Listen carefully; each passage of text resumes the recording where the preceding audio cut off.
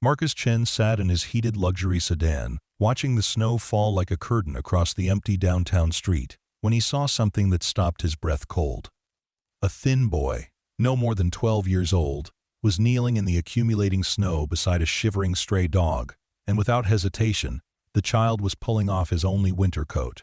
The boy's lips were already blue from the bitter cold, his small frame trembling as he wrapped the worn fabric around the grateful animal.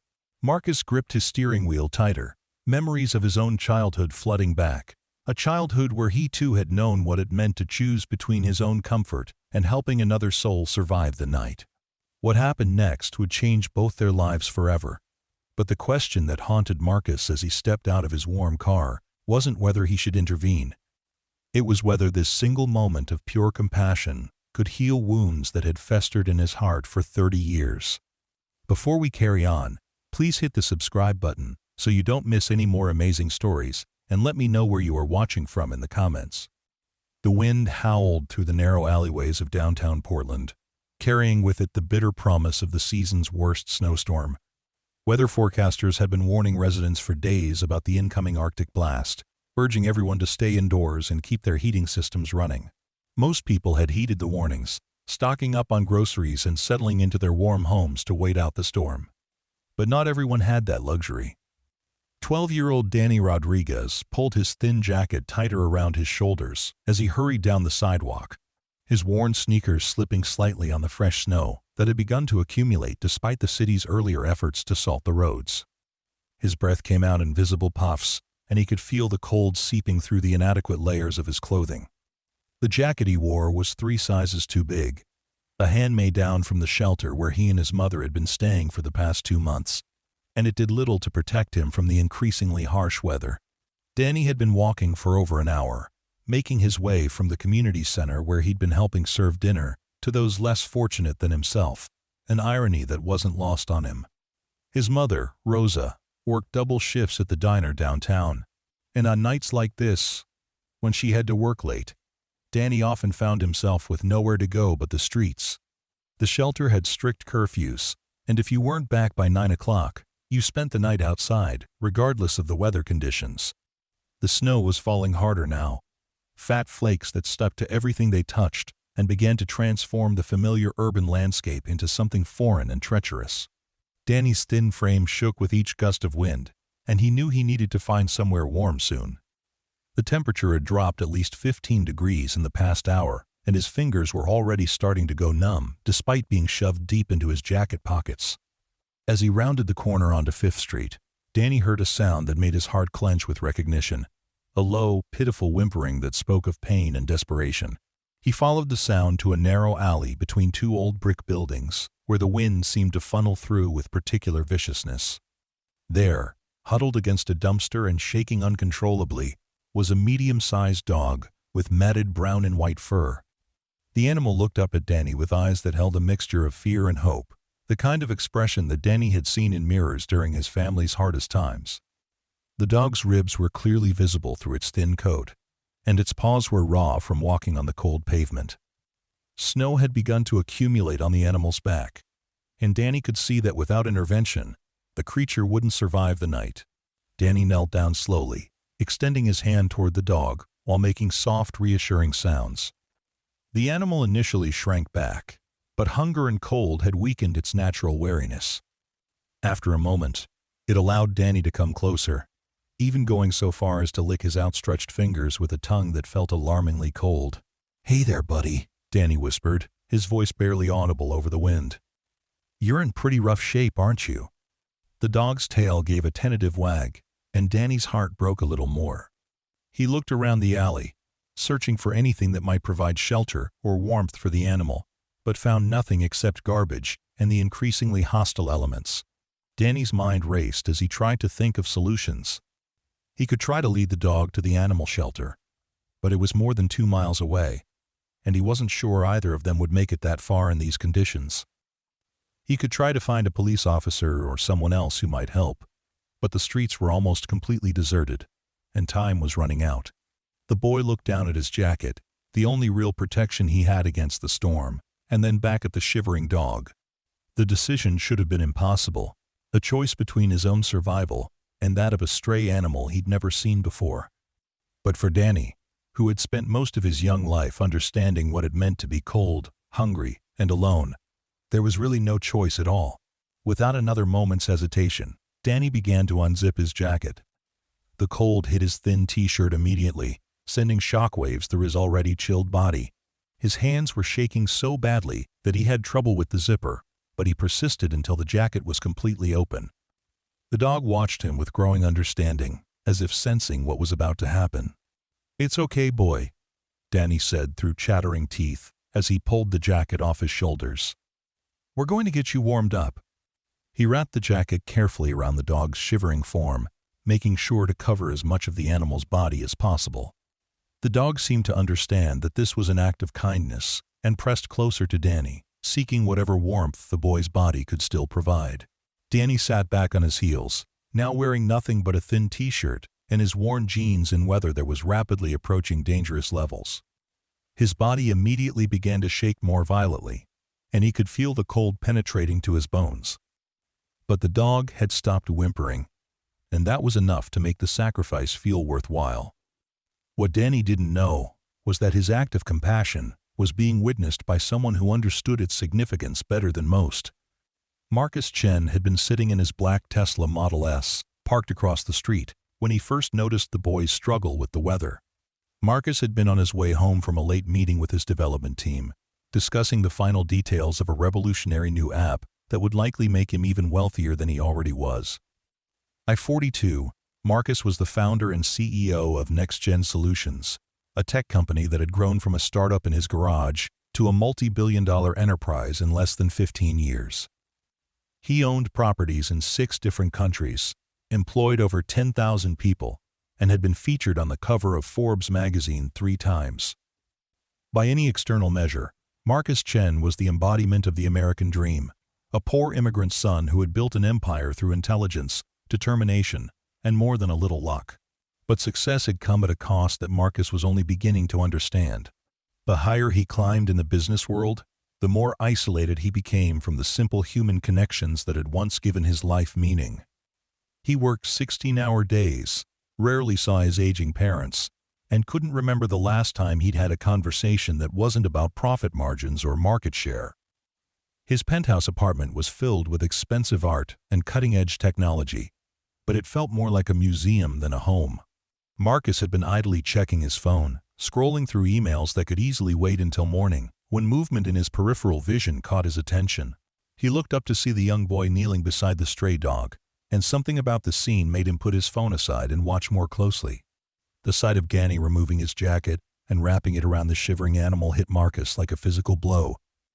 Suddenly, he was 8 years old again, standing in the doorway of his family's cramped apartment in Chinatown, watching his father give their last warm blanket to an elderly neighbor whose heating had been shut off. Marcus remembered how his father had smiled even as he shivered through the night, and how he'd explained to his young son that true wealth wasn't measured in possessions, but in the willingness to share what little you had with those who had even less. "The heart that gives is the heart that lives," his father had said in his broken English, a phrase that Marcus hadn't thought about in years, but which now came flooding back with crystalline clarity. His father had died when Marcus was in college, before he could see his son's success, and Marcus realized with a stab of guilt that he'd spent the last 20 years trying to accumulate enough wealth to never again face the kind of poverty his family had known, but in doing so, he'd lost touch with the values that his father had tried to instill in him. Watching Danny sacrifice his only protection against the brutal cold for the sake of the stray dog, Marcus saw something he'd forgotten existed in the world: pure, selfless compassion. There were no cameras recording the boy's act of kindness, no social media followers to impress, no tax benefits to be gained. Just one human being choosing to ease another's suffering, even at great personal cost. Marcus felt his chest tighten with emotion as he watched Danny settle back against the brick wall, pulling the dog closer to share what little body heat he had left. The boy's lips were turning blue, and his shaking was becoming more pronounced by the minute. Marcus knew that hypothermia could set in quickly in these conditions, especially for someone as young and thin as Danny appeared to be. For a moment, Marcus hesitated. His usual approach to problems was to delegate them to others, to write a check or have his assistant handle whatever needed to be handled. But this situation called for something more immediate and personal than his usual methods could provide. This required him to step out of his comfortable bubble and directly engage with another human being's crisis. Marcus turned off his car's engine and stepped out into the storm. The cold hit him immediately, even through his expensive wool coat and cashmere scarf. The wind drove snow into his face, and he had to squint to see clearly as he crossed the street toward the alley where Danny and the dog were huddled together. As he approached, Danny looked up with startled eyes, clearly surprised to see an adult stranger approaching in the middle of the storm. Marcus could see that the boy was in the early stages of hypothermia, his skin pale and his movements sluggish. The dog, now wrapped in Danny's jacket, looked somewhat better, but was still shivering. "Hey there," Marcus said softly, not wanting to frighten either the boy or the animal. "I saw what you did for this dog. That was very brave of you." Danny's eyes narrowed slightly, the natural wariness of someone who had learned not to trust easily, but he didn't try to move away. "He was cold," Danny said simply, his voice barely above a whisper due to his chattering teeth. "I couldn't just leave him here to freeze." The matter-of-fact way he said it, as if there had been no other choice, reminded Marcus even more strongly of his father's quiet generosity. Marcus knelt down beside them, close enough to offer some protection from the wind, but not so close as to seem threatening. "What's your name, son?" he asked, and for the first time in years, the word son felt natural coming from his lips, rather than like corporate speak designed to seem friendly. "Danny," the boy replied, his suspicion warring with his desperate need for help. "Danny Rodriguez." He looked Marcus up and down, taking in the expensive clothing and the general air of prosperity that Marcus carried with him wherever he went. "Are you going to call the cops on me?" The question caught Marcus off guard. "Why won't I call the police?" he asked, genuinely confused. Danny's expression suggested that this was a naive question, that there were dozens of reasons why a wealthy-looking man might want to involve law enforcement in the situation of a homeless boy on the streets. "For being out here alone, I guess," Danny said with a shrug that tried to convey indifference but didn't quite succeed. "Or for not being in school tomorrow. Or for existing in the wrong place at the wrong time." The cynicism in his voice was heartbreaking coming from someone so young, and Marcus realized that this child had already learned lessons about life that no 12-year-old should have to understand. "I'm not going to call anyone," Marcus said firmly. "But I am going to help you and your friend here get somewhere warm." He stood up and began to remove his own coat, a move that clearly surprised Danny. The coat was worth more than most people made in a month, but Marcus draped it carefully around Danny's shoulders without hesitation. The warmth was immediate and overwhelming. Danny had been so cold for so long that the sudden relief brought tears to his eyes, though he tried to hide them by looking down at the dog. The coat was enormous on his small frame, but it was lined with down and felt like being wrapped in a cloud of warmth. "Thank you," Danny whispered, and Marcus could hear the genuine gratitude in his voice. But then the boy's expression changed to one of concern. "But now you'll be cold. I can't take your coat if it means you'll freeze." Marcus smiled, the first genuine smile he'd felt in months. "I have a warm car right across the street," he said, gesturing toward the Tesla. "And I have other coats at home. More coats that I could wear in a lifetime, actually." He paused, studying Danny's face in the dim light from the street lamp. "When's the last time you had something hot to eat?" Danny's stomach chose that moment to rumble loudly, answering the question for him. He blushed and looked away, embarrassed by his body's betrayal of his hunger. "I had some soup at the community center earlier," he said, which wasn't exactly a lie, but wasn't the whole truth either. The soup had been thin, and there hadn't been much of it, barely enough to take the edge off his hunger. "Well, I knew a place that serves the best hot chocolate in the city," Marcus said, though he wasn't sure if that was true since he rarely drank hot chocolate and usually had his meals delivered to his office. "Would you like to come with me? We can bring your friend too." He nodded toward the dog, who had stopped shaking and was looking at Marcus with cautious interest. Danny's initial instinct was to refuse. He'd learned to be wary of adults who offered help without asking for anything in return, because in his experience, there was always a catch. but he was colder than he'd ever been in his life, and the dog needed medical attention that Danny couldn't provide. Sometimes, he thought, you had to take a risk in order to survive. Okay, Danny said quietly. But if you try anything weird, I'll run. The threat would have been more intimidating if it hadn't been delivered by someone who could barely stand due to cold and exhaustion. But Marcus appreciated the boy's attempt to maintain some control over the situation. Fair enough, Marcus agreed. He helped Danny to his feet, supporting him when the boy's legs proved unsteady. The dog seemed to understand that they were leaving the alley and struggled to its feet as well, still wrapped in Danny's jacket. Marcus reached down and carefully lifted the animal, surprised by how light it was. Let's get all of us somewhere warm. The short walk to Marcus's car felt like an expedition through Arctic conditions. The snow was now falling so heavily that visibility was reduced to just a few yards, and the wind was strong enough to make walking in a straight line difficult. Marcus kept one hand on Danny's shoulder, both to guide him and to make sure he didn't collapse, while cradling the dog with his other arm. When they reached the Tesla, Marcus used his phone to unlock and start the car remotely, setting the temperature to its highest setting.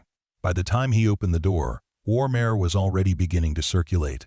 Danny hesitated for a moment at the threshold, overwhelmed by the luxury of the vehicle's interior, but the promise of warmth overcame his nervousness. Marcus helped Danny into the passenger seat, and then gently placed the dog on the boy's lap. The animal seemed content to stay wrapped in the jacket, and Danny's hands automatically began to stroke its matted fur. The gesture was gentle and practiced, suggesting that he cared for animals before. As Marcus walked around to the driver's side, he caught sight of his reflection in the car's window. His usually perfectly styled hair was disheveled from the wind, his expensive shirt was damp with snow, and there were dirt stains on his trousers from kneeling in the alley. He looked, he realized, more human than he had in years. Once inside the car, Marcus turned up the heat even higher and activated the seat warmers. Danny made a small sound of surprise and pleasure as the warmth began to penetrate his chilled body, and for the first time since Marcus had approached him, the boy's shoulders began to relax. Better? Marcus asked, and Danny nodded, not trusting his voice. The contrast between the bitter cold of the alley and the luxurious warmth of the car was so stark that it felt almost dreamlike. Danny kept expecting to wake up back in the snow, but the warmth remained real and constant. Marcus pulled out his phone and began searching for nearby veterinary clinics that might still be open. Most were closed due to the storm, but he found an emergency animal hospital about 10 minutes away. He called ahead to explain the situation and was assured that they would be waiting for them. We're going to take your friend to see a doctor, Marcus explained to Danny as he put the car in drive. Make sure he's okay after being out in the cold for so long. Danny looked down at the dog, who had begun to show more alertness now that he was warming up, and nodded his agreement. As they drove through the empty streets, Marcus found himself studying Danny in his peripheral vision. The boy was younger than Marcus had initially thought, probably closer to 11 than 12, with the kind of thinness that spoke of chronic rather than temporary hunger. His clothes were clean but worn, and his dark hair needed cutting. But there was something in his eyes, a combination of wariness and kindness, that reminded Marcus powerfully of his younger self. Danny, Marcus said as they stopped at a red light, can I ask you something? The boy looked at him with guarded curiosity. Why did you give your jacket to the dog? You must have known how cold you'd be without it. Danny was quiet for a long moment, considering the question. Have you ever been really cold? He finally asked.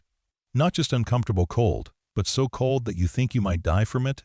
Marcus shook his head, and Danny nodded as if this confirmed something he'd already suspected. When you've been that cold, Danny continued, and you see someone else who's feeling the same way, you can't just walk away. It doesn't matter if they're a person or an animal or whatever, you just can't. He paused, stroking the dog's ears. Besides, he's smaller than me. The cold would have killed him faster. The simple logic of compassion in Danny's explanation left Marcus momentarily speechless. In the business world, every decision was analyzed in terms of cost-benefit ratios and strategic advantages. But Danny had made his choice based on nothing more complicated than the recognition of shared suffering and the belief that he had a responsibility to help. They reached the animal hospital to find that the staff had indeed waited for them despite the late hour and dangerous weather conditions. Dr. Sarah Mitchell, the veterinarian on duty, met them at the door with warm towels and a gentle demeanor that immediately put both Danny and the dog at ease.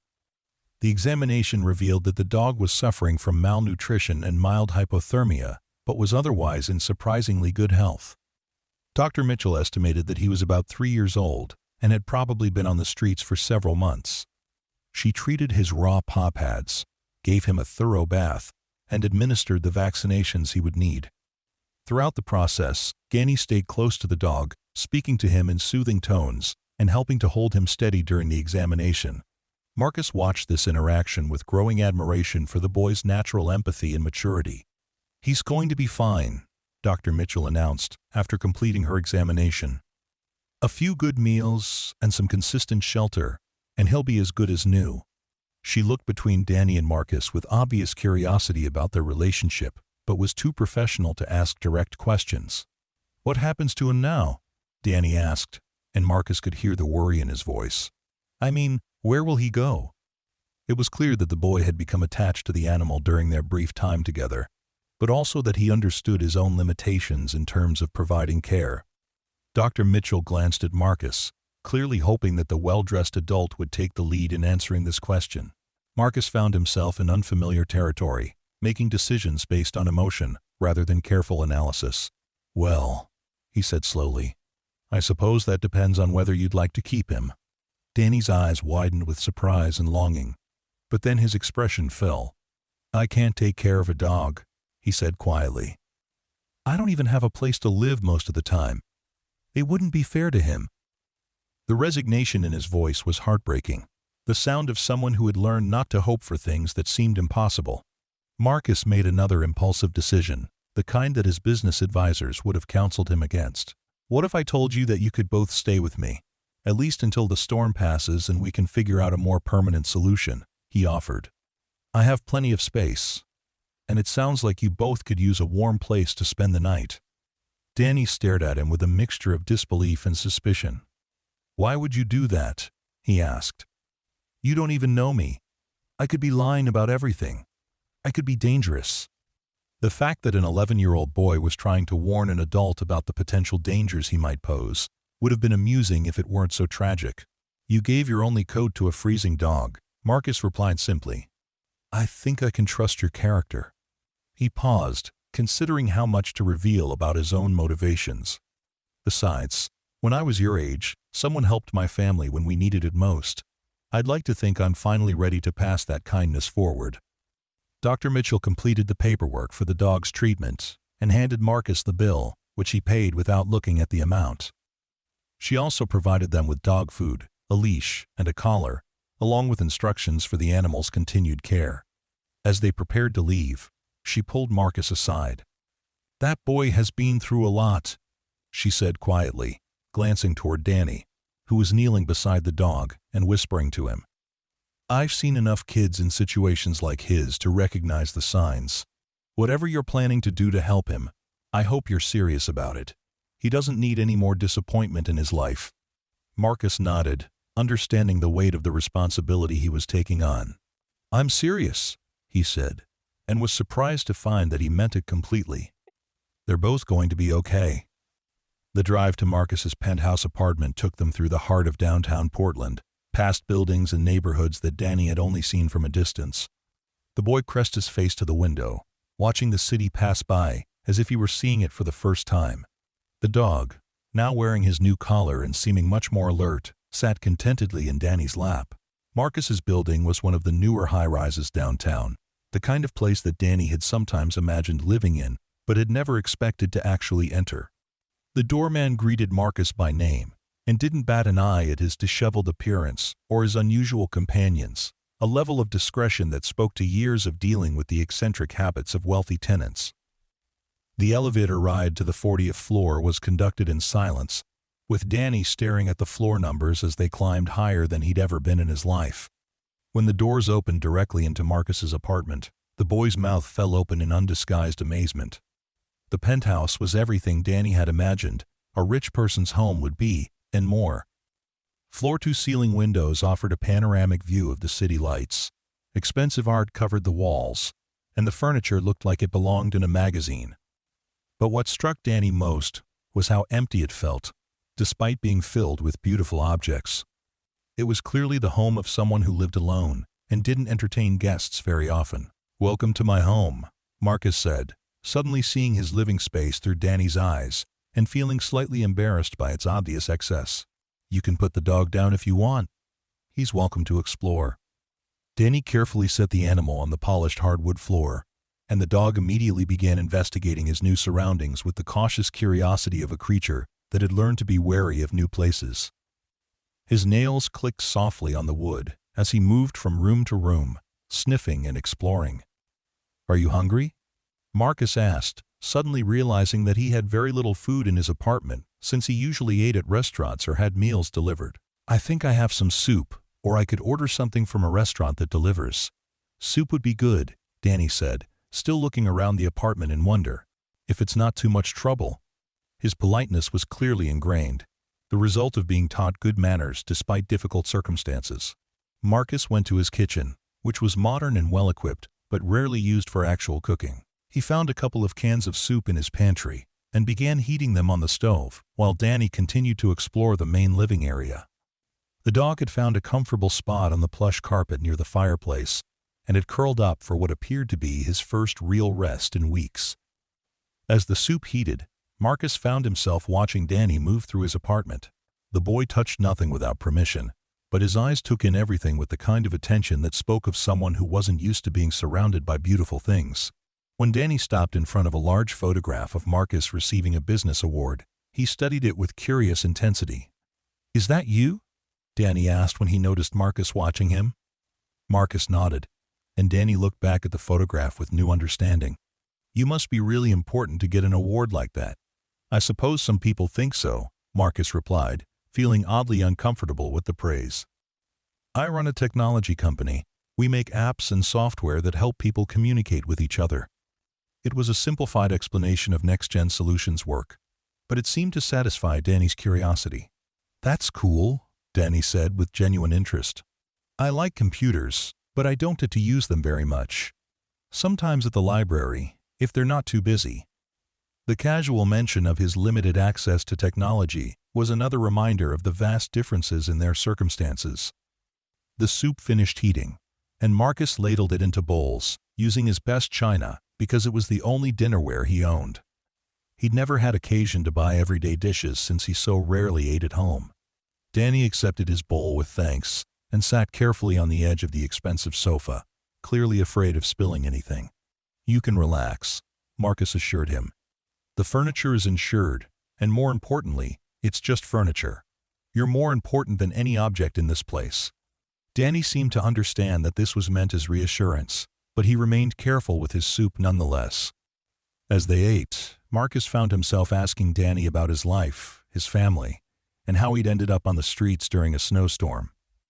Danny's story emerged in pieces, told without self-pity, but with the matter-of-fact acceptance of someone who had learned to adapt to circumstances beyond his control. His mother, Rosa, worked as many hours as she could get at a diner downtown, but the pay was barely enough to cover their basic needs. They'd been evicted from their apartment 3 months earlier, when Rosa had to miss work to care for Danny during a bout of pneumonia, and despite her best efforts, she hadn't been able to catch up on the rent. The shelter where they'd been staying had limited space and strict rules, and sometimes those rules conflicted with Rosa's work schedule.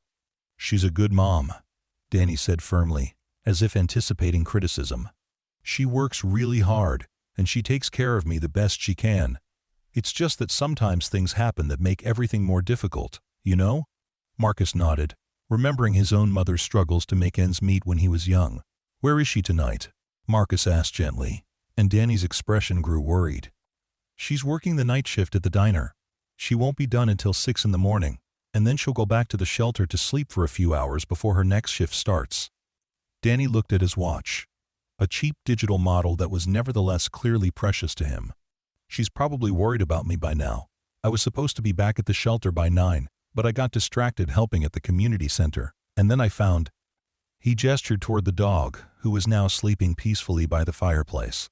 Marcus realized that Rosa was probably frantic with worry about her son's whereabouts, especially given the dangerous weather conditions. "Do you have a way to contact her?" he asked. "To let her know you're safe?" Danny shook his head. "We don't have a phone. There's a payphone outside the diner, but I don't want to bother her at work. She could get in trouble for taking personal calls." The casual acceptance of this level of disconnection from his mother struck Marcus as profoundly wrong, a reminder of how many basic conveniences he took for granted. "What's the name of the diner where she works?" Marcus asked, pulling out his own phone. "I'll call and leave a message that you're safe and warm, and that someone will bring you to see her after her shift ends." Danny looked surprised by this offer, but provided the name and address of the restaurant. Marcus called and spoke to the night manager, explaining that he was helping Danny and wanted to make sure Rosa knew her son was safe. The manager promised to pass along the message during Rosa's break, and Marcus felt some of the tension leave Danny's shoulders. "Thank you," Danny said quietly. "She worries about me a lot, especially when the weather's bad like this." He finished his soup and set the bowl carefully on the coffee table. "This is really good soup, better than what we get at the shelter."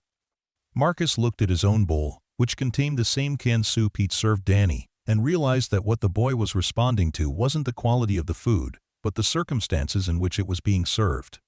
A warm, safe environment could make even simple food taste better, just as fear and uncertainty could rob even the finest meal of its flavor. "Danny," Marcus said, setting down his own spoon, "I want to ask you something, and I want you to think carefully before you answer." The boy's expression grew wary, but he nodded for Marcus to continue. "How would you feel about staying here for a while? Not just tonight, but until your mother can find more stable work and you can get back on your feet?" Danny's eyes widened, and for a moment he looked like the child he was rather than the prematurely mature person circumstances had forced him to become. "You mean it?" he asked. "You'd let me and my mom live here?" "I have more space than I know what to do with," Marcus replied honestly. "And I think your mother and I might be able to help each other. I'm always looking for good people to work for my company. People who understand the value of hard work and taking care of others. If she's interested, there might be opportunities available."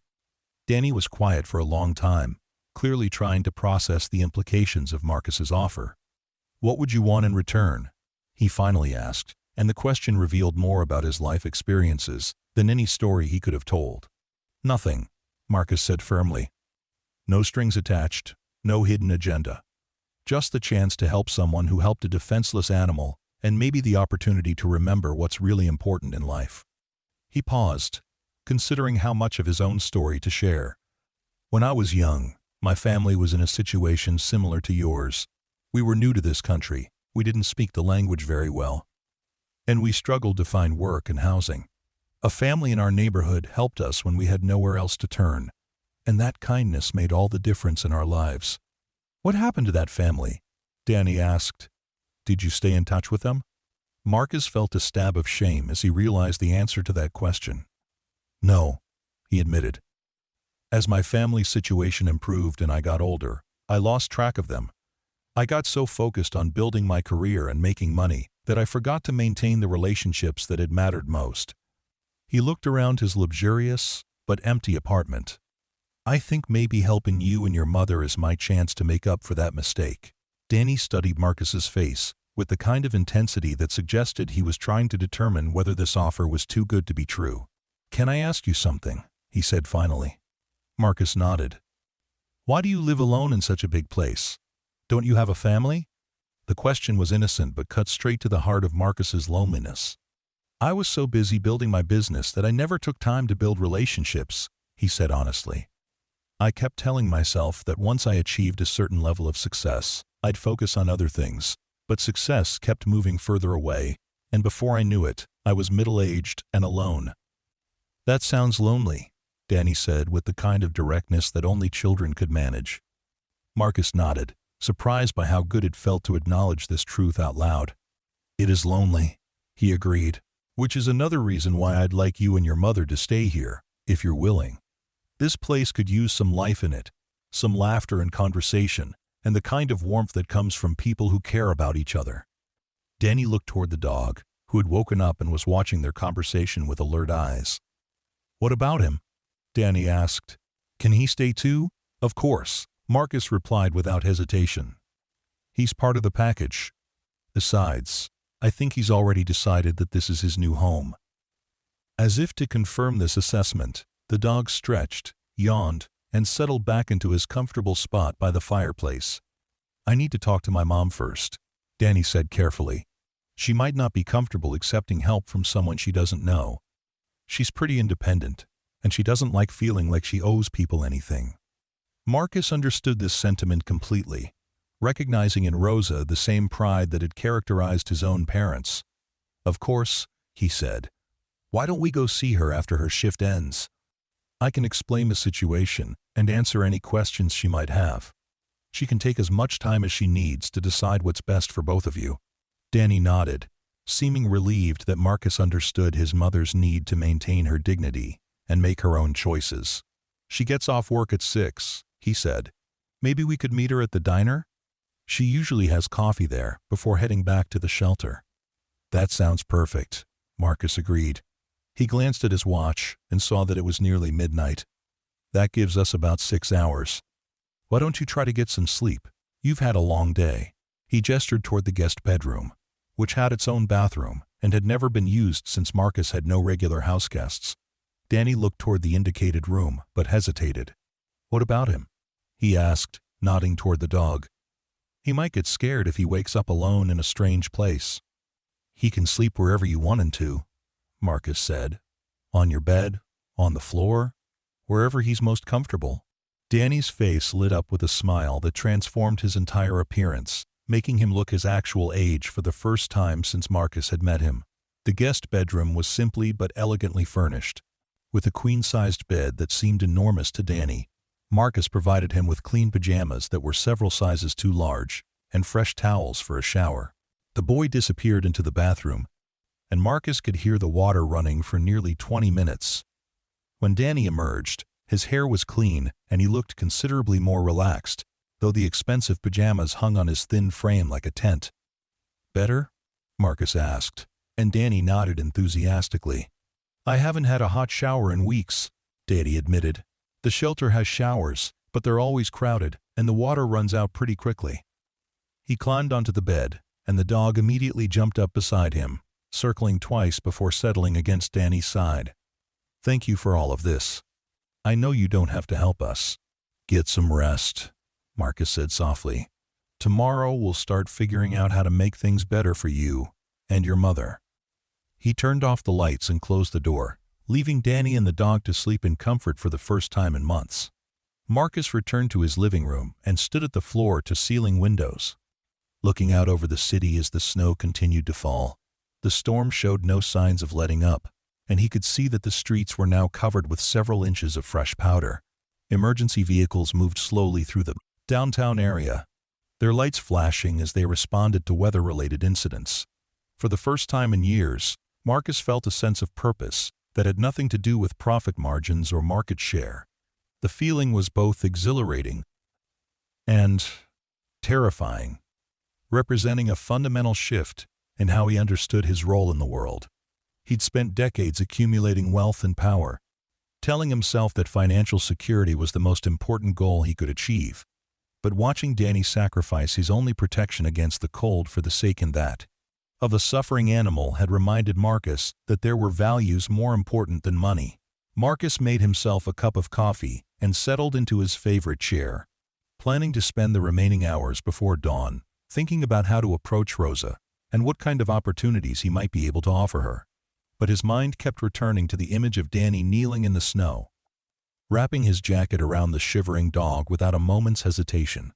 The purity of that gesture, the complete absence of self-interest, represented something that Marcus realized he'd been searching for his entire adult life, without knowing it. His phone buzzed with an incoming email from his assistant, reminding him about a board meeting scheduled for later that morning. The agenda included discussions of quarterly projections and the launch timeline for their newest product.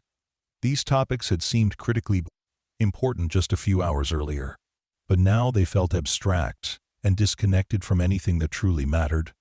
Marcus found himself thinking about his father, who had died 15 years earlier after a long battle with cancer.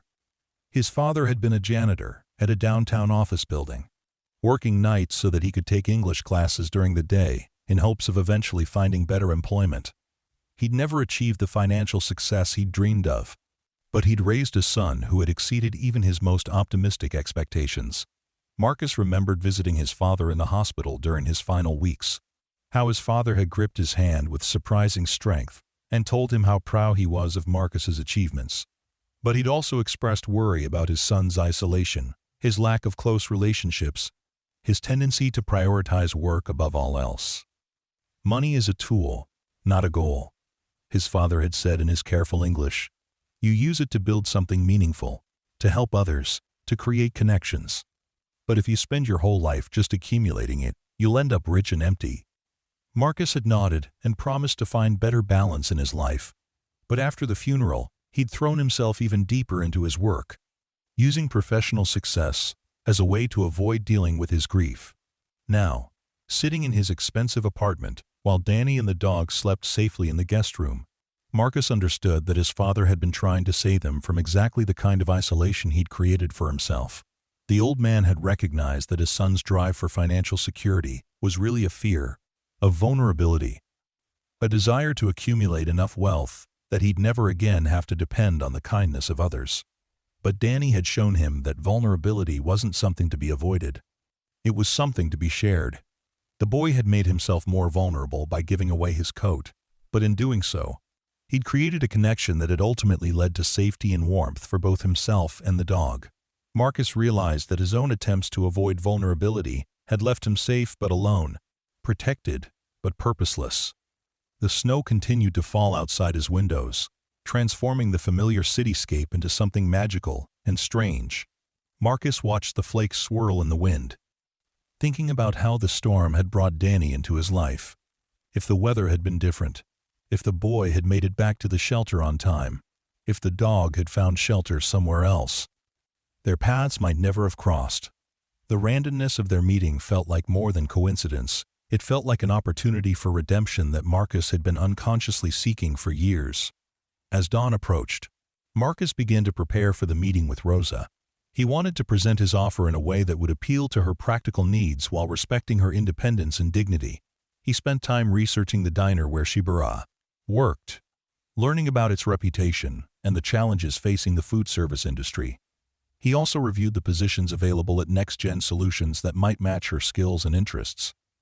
Regardless of her formal education level, Marcus had built his company on the principle that talent and work ethic were more important than credentials, a philosophy that had allowed him to hire brilliant people who might have been overlooked by more traditional employers. He was confident that someone with Rosa's determination and resilience would be valuable to his organization, and he wanted to make sure she understood that any job offer would be based on merit rather than charity. At 5:30 in the morning, Marcus quietly knocked on the guest room door to check on Danny. He found the boy still sleeping peacefully, curled up with the dog in a tangle of oversized pajamas and clean blankets. The sight filled Marcus with an unexpected tenderness, a protective instinct that he hadn't felt since his own childhood when he'd looked after younger children in his neighborhood. Danny stirred as Marcus approached the bed, opening his eyes with the instant alertness of someone who'd learned to wake up quickly in potentially dangerous situations. But when he saw Marcus's familiar face, he relaxed and offered a sleepy smile. "Is it time to go see my mom?" Danny asked, rubbing his eyes. The dog stretched and yawned, apparently well rested and ready for whatever the day might bring. "Almost," Marcus replied. "Why don't you get dressed and we'll head over to the diner? I thought we could get there a little early so you can spend some time with her before I explain about my offer." Danny nodded and began gathering his clothes, which Marcus had washed and dried during the night using the apartment's high-end laundry equipment. The boy's jeans and t-shirt looked considerably better after being properly cleaned, though they still showed signs of extended wear. As Danny dressed, Marcus prepared a travel bag with dog food, water bowls, and a warm blanket for their four-legged companion. He also packed some of his own clothes that might fit Rosa if she needed clean garments, and he included a folder containing information about job opportunities at Next Gen Solutions. The storm had finally begun to weaken, though snow was still falling steadily. The streets were largely empty, except for snowplows and emergency vehicles, and Marcus drove carefully through the accumulating drifts. Danny sat in the passenger seat with the dog on his lap, watching the transformed cityscape pass by the windows. "Are you nervous about seeing your mom?" Marcus asked as they navigated through downtown toward the diner. "A little," Danny admitted. "She's going to be really worried about where I was all night. And she might not understand about you helping us. She's not used to people being nice without wanting something in return." The boy's words were another reminder of the difficult experiences that had shaped his and his mother's worldview. "I understand," Marcus said. "When I was young, my parents were also suspicious of offers that seemed too good to be true. They'd learned to be careful because they'd been disappointed before." He glanced at Danny. "But sometimes people really do want to help just because it's the right thing to do. Sometimes helping others is how we help ourselves." The diner was a classic establishment that had been serving the downtown community for decades. Its neon sign flickered through the falling snow, and warm light spilled from its windows onto the empty sidewalk. Marcus could see several people inside, including what appeared to be kitchen staff cleaning up after the night shift.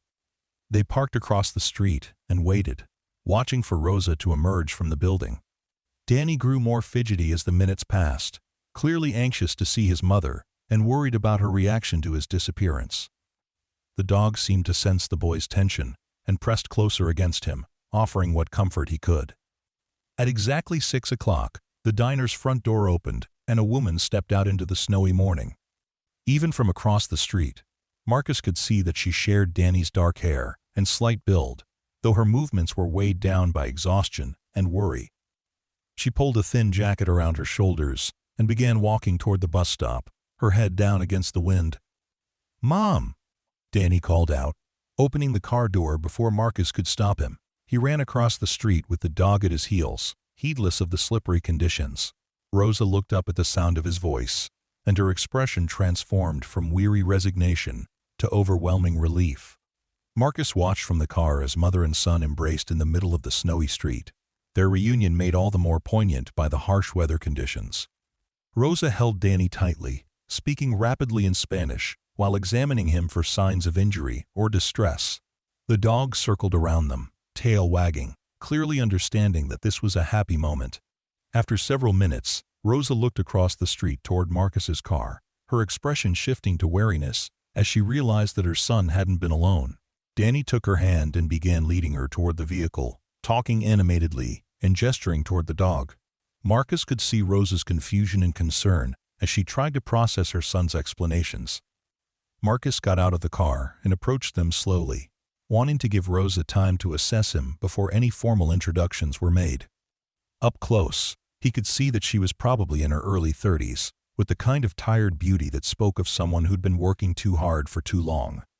Her clothes were clean but showed signs of wear, and her hands bore the small cuts and burns that came from restaurant work. "Mrs. Rodriguez," Marcus said in careful Spanish, drawing on language skills he hadn't used since childhood. "My name is Marcus Chen. Your son is a very brave and kind person, and I wanted to help him and make sure he was safe last night."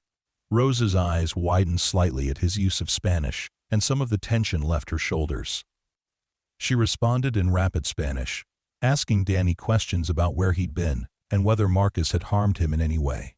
Danny answered patiently, explaining about the dog and the storm and Marcus's kindness. "I'm sorry," Rosa said, switching to accented but clear English. "I don't mean to be suspicious, but when your child disappears during a snowstorm, you imagine the worst things. Danny says you helped him and this dog, and that you gave him food and a warm place to sleep." That's right, Marcus confirmed.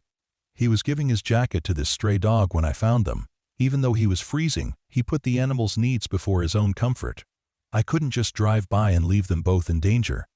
Rosa looked down at the dog, who was now sitting calmly beside Danny despite the falling snow. "He has always been soft-hearted about animals," she said with a mixture of pride and exasperation. "Sometimes too soft-hearted for his own good." "I think his soft heart is his greatest strength," Marcus replied. "And I'd like to talk to you about some opportunities that might help both of you build a more stable life, if you're interested." Rosa's expression grew guarded again. "What kind of opportunities?" she asked. I don't take charity, Mr. Chen. I work for what my family needs. I'm not offering charity, Marcus said firmly. I'm offering employment. I own a technology company, and I'm always looking for people with strong work ethics and good character. From what I've seen of your son, and from what he's told me about you, I think you might be exactly the kind of person I need on my team. Rosa studied his face intently, trying to determine whether his offer was genuine. I don't know anything about technology, she said. I cook food and serve customers. That's what I know how to do. Every successful company needs people who understand customer service and aren't afraid of hard work, Marcus replied. Technical skills can be taught, but character and dedication are much rarer. Besides, I think you might be surprised by how quickly you could learn new skills if given the opportunity. The snow was falling more heavily again, and Marcus could see that Rosa was shivering in her thin jacket. Why don't we continue this conversation somewhere warmer? He suggested. I could buy you breakfast, and we could discuss the possibilities in more detail. Rosa hesitated, clearly torn between her natural caution and her desperate need for the stability that Marcus was offering. Danny looked up at her with hopeful eyes, and the dog pressed against her legs as if adding his own vote to the decision. One conversation, Rosa said, finally. But I want to be clear, then I don't accept handouts. If you have real work to offer, work that I can do well, then we can talk, but I won't take money I haven't earned. I wouldn't expect you to, Marcus replied. Respecting our conditions. And I think you'll find that I don't offer jobs to people unless I believe they can excel at them. They walked back toward the diner, which was now beginning to prepare for the breakfast rush. The morning manager, a friendly woman in her 50s, greeted Rosa warmly and didn't seem surprised to see her returning with companions. Marcus suspected that Rosa had built a reputation as someone who helped others despite her own difficult circumstances. They found a booth in the back corner, away from the growing breakfast crowd. The dog settled quietly under the table, apparently understanding that he needed to be inconspicuous in the restaurant environment. A waitress brought coffee and menus, treating Rosa with the kind of familiarity that suggested she was a regular customer as well as an employee. Over breakfast, Marcus outlined the opportunities available at Next Gen Solutions. He described entry-level positions in customer service, administrative support, and quality assurance that would provide steady income and opportunities for advancement. He also explained the company's benefits package, which included health insurance, paid vacation time, and tuition reimbursement for employees who wanted to pursue additional education. Rosa listened carefully, asking thoughtful questions about job responsibilities, advancement opportunities, and the company's expectations for its employees. Marcus was impressed by her intelligence and her practical approach to evaluating the offer. It was clear that she'd given considerable thought to her family's long-term needs and wasn't interested in quick fixes that might create bigger problems down the road. There's one more thing, Marcus said as they finished their meal. I have a large apartment with extra bedrooms that aren't being used. I'd like to offer you and Danny a place to stay while you get established in a new job and save money for your own place. There would be no rent, no strings attached, just a safe and comfortable environment for both of you. Rosa's eyes filled with tears, though she quickly wiped them away. Why? She asked quietly. Why would you do all this for people you barely know? Marcus considered his answer carefully, wanting to be honest without overwhelming her with his own emotional needs. Because your son reminded me of something I'd forgotten, he said finally. He reminded me that the most important thing we can do in life is help each other, especially when that help comes at a cost to ourselves. He gave up his own comfort to help a suffering animal. And that act of kindness reminded me of the values my own father tried to teach me. And because, Marcus continued, I have more than I need, and you have less than you deserve. If I can use my resources to help your family build a better life, then maybe I can find some meaning in all the success I've accumulated. Rosa was quiet for a long time, staring into her coffee cup while she processed Marcus's offer. Danny watched her anxiously, clearly hoping she would accept but understanding that the decision had to be hers alone. The dog had fallen asleep under the table, finally relaxed enough to let his guard down completely. I have conditions, Rosa said finally, looking up at Marcus with determination in her eyes. I pay my own way as soon as I'm able. I work hard at whatever job you give me, but I earn my salary honestly. And if things don't work out, if I can't do the work well enough, or if the living situation becomes uncomfortable, then Danny and I leave with no hard feelings. Agreed, Marcus replied immediately. And I have a condition of my own, if Danny agrees to it. He looked at the boy, who nodded eagerly. I'd like him to consider staying in school and maybe getting involved in some after-school programs where he can explore his interests and develop his talents. I think he has potential that deserves to be nurtured. Danny's face lit up with excitement. Could I really go back to school? He asked. I've missed so much. I wasn't sure if they'd let me catch up. We'll make sure you catch up, Marcus promised. And if you're interested in learning about technology, I can arrange for you to spend time at my company, seeing how the business works and maybe discovering if it's something you'd like to pursue. Why? Rosa reached across the table and took Danny's hand, squeezing it gently. What do you think, mijo? She asked. Are you ready to try something new? I think we should do it, Mom, Danny replied without hesitation. Mr. Chen is good people. He helped me and the dog when he didn't have to, and he's offering us a chance to have a real home again. Rosa nodded slowly, her decision finally made. Okay, she said to Marcus. We'll try it, but I start work as soon as possible. I don't want to spend any more time than necessary depending on your generosity. You can start tomorrow if you want, Marcus replied, pulling out his phone to spy. Check his calendar. I'll have my assistant set up interviews with the department managers this afternoon, and we can have you placed in a position by the end of the week.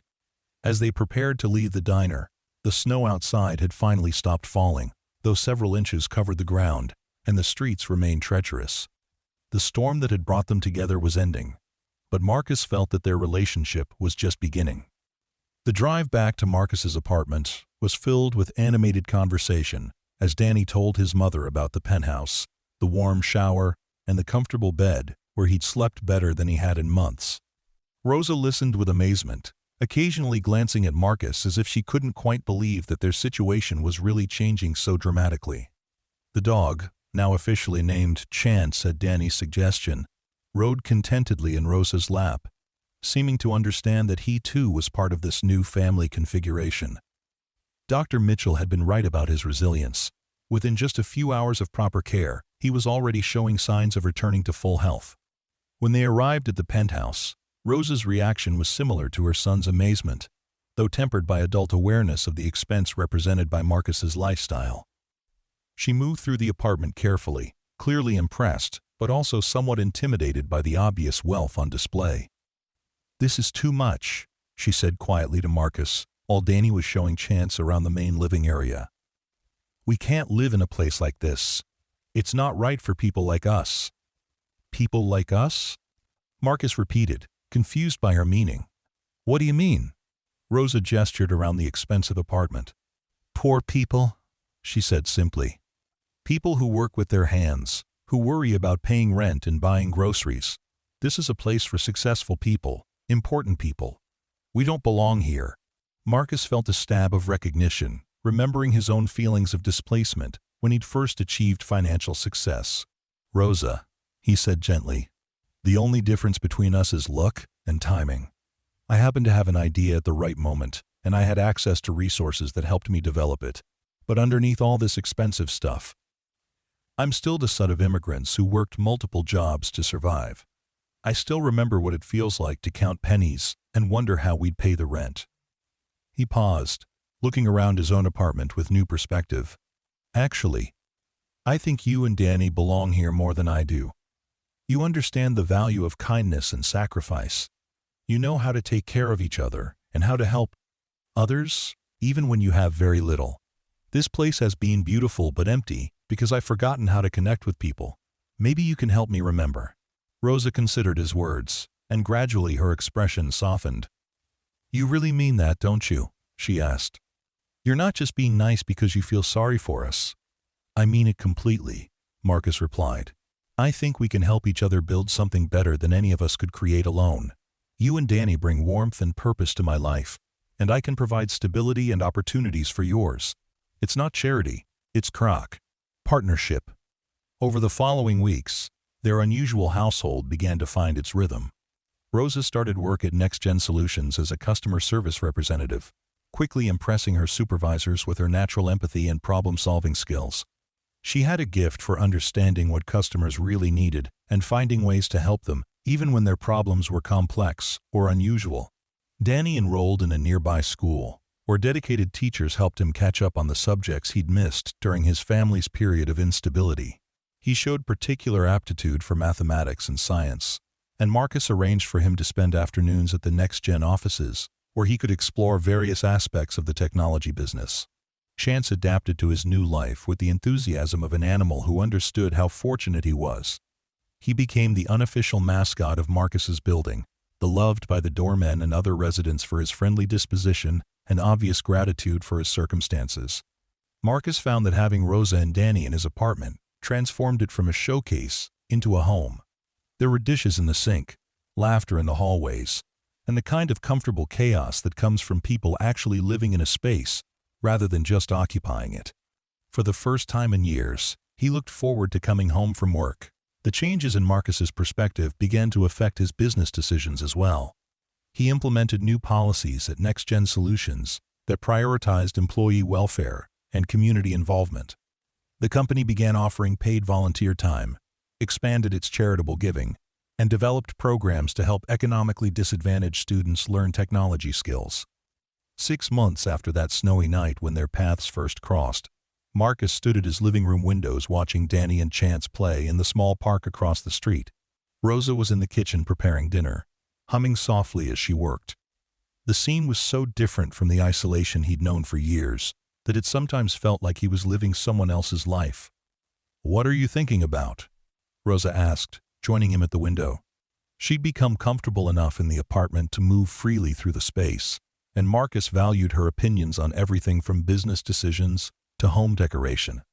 "I was thinking about that night when I first saw Danny with the dog," Marcus replied. "How a single act of kindness changed all of our lives."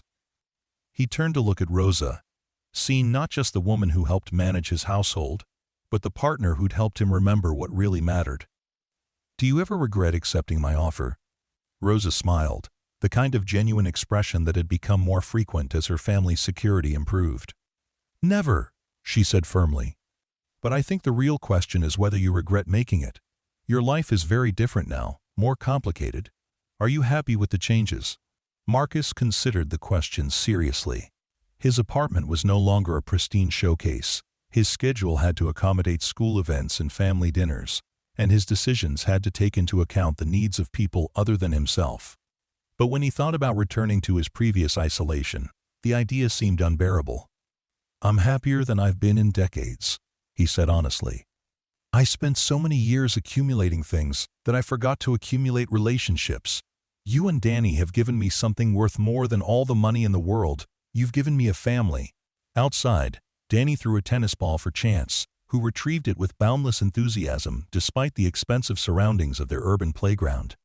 Other children from the neighborhood had begun joining their games, drawn by Danny's inclusive nature and Chance's friendly personality.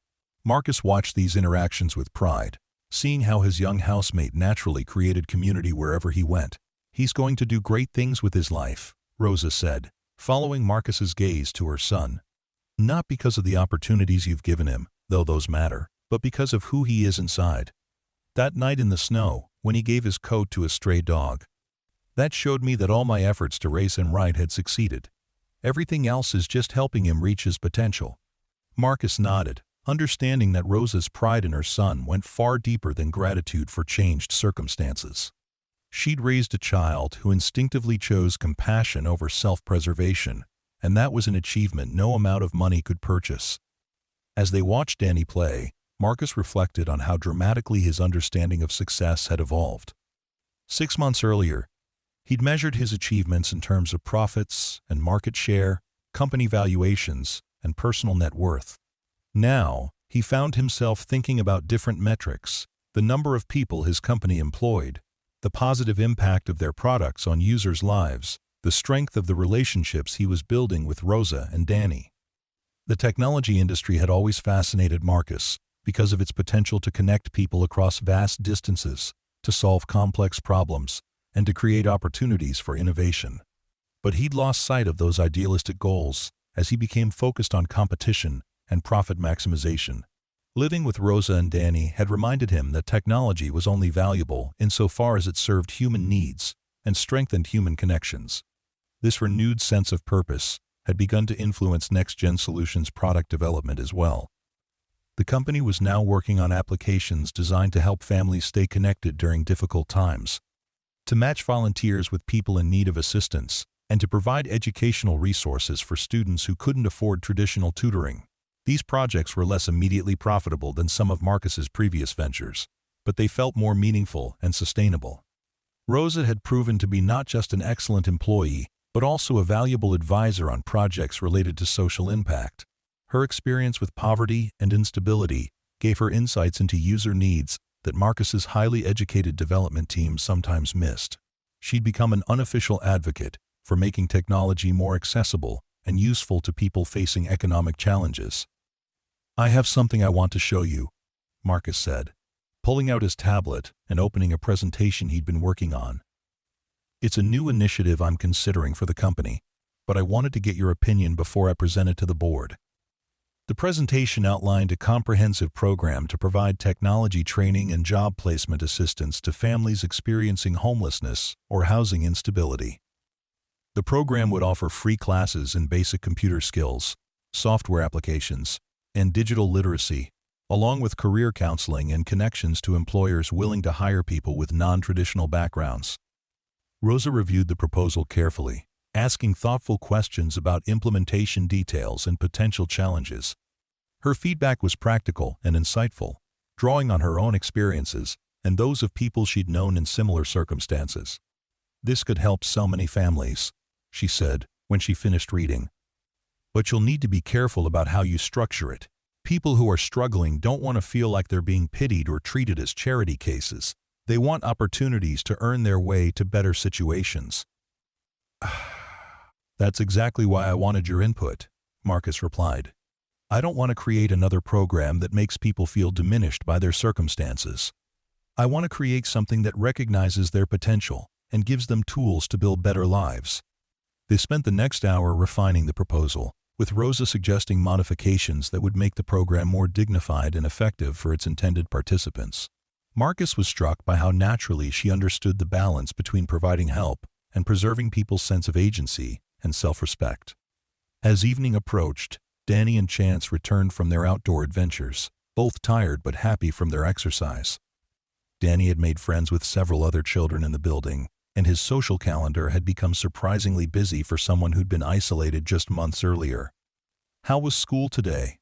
Rosa asked as Danny settled onto the couch with Chance beside him. "Really good," Danny replied enthusiastically. "We started working on science fair projects, and I think I know what I want to do. Mr. Chen, remember when you showed me those sensors that your company uses to monitor air quality? I want to build something similar but smaller, so people could use them in their homes." Marcus was impressed by Danny's ambition and practical thinking. "That's a great idea," he said. "Air quality monitoring is becoming more important as people become aware of environmental health issues. What made you think of that project?" "Well," Danny said thoughtfully, "when we were staying at the shelter, there were always people coughing and getting sick, especially the little kids and the old people. I wondered if there was something in the air that was making it worse, like mold or chemicals or something. If people had a way to test the air in their homes, maybe they could do something about it before everyone gets sick." Rosa looked at her son with obvious pride, while Marcus felt a surge of admiration for the boy's empathy and scientific curiosity. Danny's project idea wasn't just academically interesting, it was motivated by a desire to help people in situations similar to what he'd experienced. "I think we can make that happen," Marcus said. "Why don't you come to the office tomorrow after school? I'll introduce you to our environmental monitoring team, and they can help you understand the technical aspects of what you want to build." Danny's face lit up with excitement, and Marcus realized that mentoring the boy had become one of the most rewarding aspects of his daily routine. Watching Danny discover his interests and develop his talents was more satisfying than any business achievement Marcus had accomplished. That night, as the apartment settled into its evening routine, Marcus found himself reflecting on the chain of events that had brought them all together. If the storm hadn't been so severe, if Danny had reached the shelter on time, if the dog had found shelter elsewhere, if Marcus had taken a different route home from his meeting, none of their current happiness would have existed. But perhaps more importantly, if Danny hadn't possessed the character to sacrifice his own comfort for a suffering animal, Marcus might never have been inspired to examine his own values and priorities. The boys' act of compassion had been the catalyst for changes that had improved all of their lives in ways that none of them could have anticipated. As Marcus prepared for sleep in his own bedroom, he could hear the quiet sounds of Rosa helping Danny with his homework and Chance's gentle snoring from the living room. These sounds of domestic life, which he'd once found intrusive during business calls from home, now represented everything he valued most about his transformed existence. The next morning brought news that would test their newly formed family bonds in unexpected ways. Marcus's assistant called to inform him that a major technology publication wanted to do a feature story about Next-Gen Solutions' new social impact initiatives. The reporter was particularly interested in the personal story behind Marcus's changed priorities and wanted to interview him about his motivation for expanding into socially conscious business practices. Marcus's first instinct was to decline the interview, concerned about protecting Rosa and Danny's privacy and worried that media attention might complicate their living situation. But Rosa surprised him by encouraging him to participate in the story. "People need to hear about programs like the one you're developing," she said over breakfast. "There are so many families struggling with the same problems we faced, and they need to know that there are people trying to create real solutions." She paused, considering her words. "Besides, maybe sharing our story will inspire other successful people to think about how they can help." Danny agreed with his mother's assessment, adding that he'd be proud to have people know about how they'd met and how their lives had changed. "Maybe other kids will read the story and realize that even when things seem really bad, they can get better," he said with the wisdom of someone who'd experienced both hardship and recovery. The interview took place at Next-Gen Solutions headquarters, with the reporter spending time observing Marcus at work and speaking with employees about the company's evolving culture. Rosa and Danny participated in brief interviews, sharing their perspectives on their experiences and the changes they'd witnessed in Marcus. When the article was published several weeks later, it generated far more response than any of them had anticipated. Marcus received hundreds of emails from business leaders interested in developing similar programs, from families seeking assistance, and from individuals wanting to share their own stories of transformation through unexpected kindness. The story also caught the attention of other media outlets, leading to additional interviews and speaking opportunities for Marcus. He found himself becoming an unofficial spokesperson for the idea that successful businesses had obligations to address social problems, and that personal fulfillment came from contributing to something larger than such individual achievement. More importantly, the publicity helped launch the technology training program for homeless families far more successfully than Marcus had hoped. Applications poured in from people eager to develop new skills and build more stable lives, while employers expressed interest in hiring program graduates. Rosa became increasingly involved in program development, eventually transitioning from customer service to a role in social impact programming. Her insights into the challenges facing economically disadvantaged families proved invaluable in creating services that were both effective and respectful of participants' dignity. Danny continued to excel in school while pursuing his interest in environmental monitoring technology. His science fair project won first place at the regional level and earned him a scholarship to a summer program for students interested in environmental science. The sensors he developed were eventually refined and produced commercially, with proceeds donated to organizations working on environmental health issues. 1 year after that snowy night when their lives first intersected, Marcus, Rosa, Danny, and Chance had become a family in every sense that mattered. They'd maintained their individual identities and goals while creating something together that was stronger and more meaningful than any of them could have achieved alone. Marcus's business continued to prosper, but his definition of prosperity had expanded to include the positive impact Next-Gen Solutions was having on communities and individuals. The company's social programs had helped hundreds of families transition from instability to self-sufficiency, while its technology products had been redesigned to prioritize user welfare and social connection over pure profit maximization. The anniversary of their first meeting fell on another snowy evening, though this storm was gentler than the one that had brought them together. Marcus stood at the same windows where he'd first seen Danny kneeling in the alley, but now the view held completely different meaning. Instead of looking out at a cold, empty city, he saw a community where he belonged, a place where his actions could make a meaningful difference in people's lives. Rosa joined him at the window, carrying 2 cups of hot chocolate that had become their evening tradition. "What are you thinking about?"